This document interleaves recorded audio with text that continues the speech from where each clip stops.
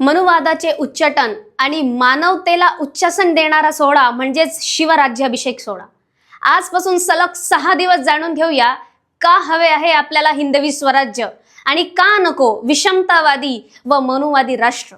संपूर्ण भारत देशामध्ये 15 ऑगस्ट स्वतंत्रता दिन म्हणून आपण साजरा करतो, परंतु या महाराष्ट्राला 6 जून हा देखील स्वतंत्रता दिन म्हणून लाभलेला आहे, कारण हे होतं स्वतंत्र राज्य म्हणजेच हिंदवी स्वराज्य। असमानता, अंधश्रद्धा, अज्ञानता आणि दरिद्रतेचं राज्य म्हणजेच या विषमतावाद्यांचं मनुवादी राष्ट्र।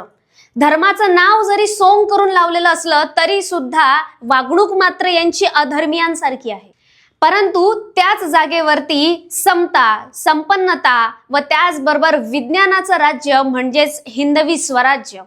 आजच्या 70 ते 80 वर्षाच्या आयुष्यामध्ये 50% तर भ्रष्टाचारांनीच खाऊन घेतले, म्हणजे मग आपण जगले तरी काय।